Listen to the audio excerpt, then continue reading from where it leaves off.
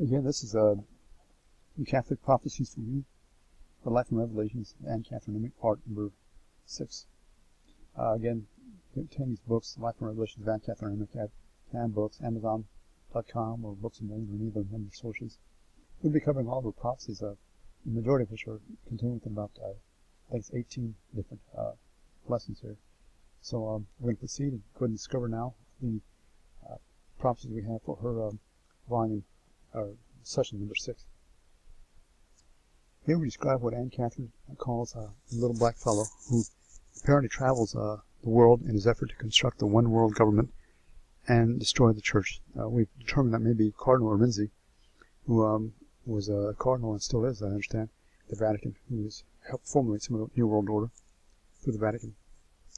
She says, number 1, I always see these Illuminati in a certain connection with the coming of Antichrist. For by their secrets, by their injustice, they forward the accomplishment of that mystery of iniquity.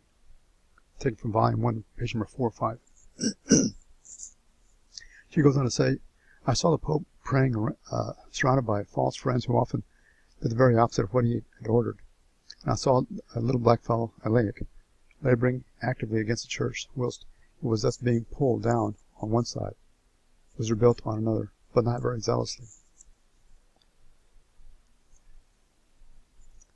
I guess that's it for this session. But it does cover what is going on. Let me go ahead and cover part 4 if I can over here, or number 7, sorry, so that I can get that for you if I can. If we can do that, then we can proceed on part 7 as well. See if I can get that right here for you. Sorry, I didn't know it was going to end that quickly. Part 7.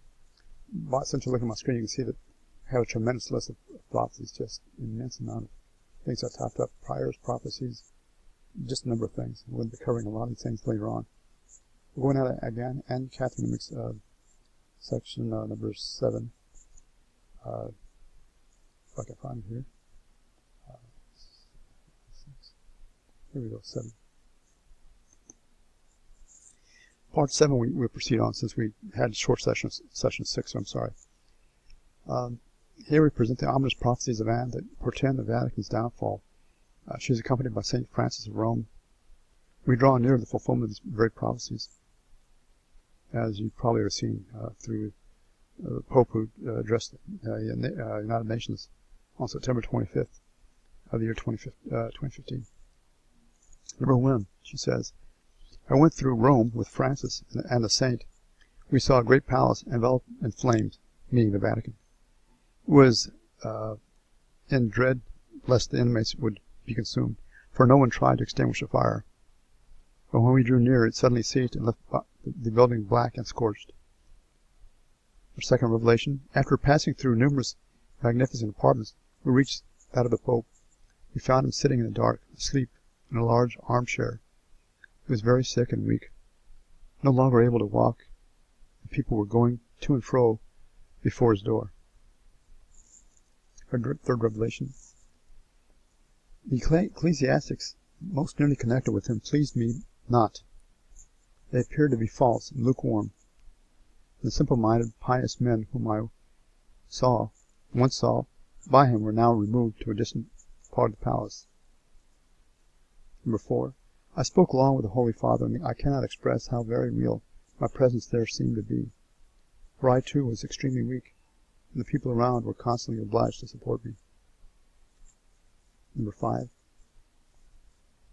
I spoke with bishops soon to be appointed, and I again told the Pope that he must not leave Rome, for if he did, all would go to ruin. He thought the evil inevitable, that his personal safety as well as other considerations would oblige him to go. A measure to which he felt himself strongly inclined, and in which he was advised by his counselors. Number 6. I saw Rome in such a state that the least spark would inflame it, and Sicily dark, frightful, abandoned by all that could leave it. One day, whilst in ecstasy, she groaned, I see the church all alone, forsaken by all, and all around her strife, misery, hatred, treason, resentment, total blindness. I see messengers sent on all sides from a dark central point, with messages that issued from their mouths like black vapor, enkindling the breast of their hearers rage and hatred, I pray earnestly for the oppressed. Number 8. On those places in which the souls still pray, I see light descending, but others pitchy darkness. The situation is terrible. May God have mercy. How much I have prayed, O city Rome. With what art thou threatened? The storm approaches. Be on thy guard. I trust thou wilt stand firm. Number 9. Last night I made the way across at Coesfield with a crowd of souls that showed me the distress of the church and the necessity of prayer.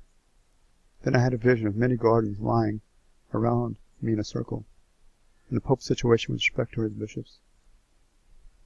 Number 10.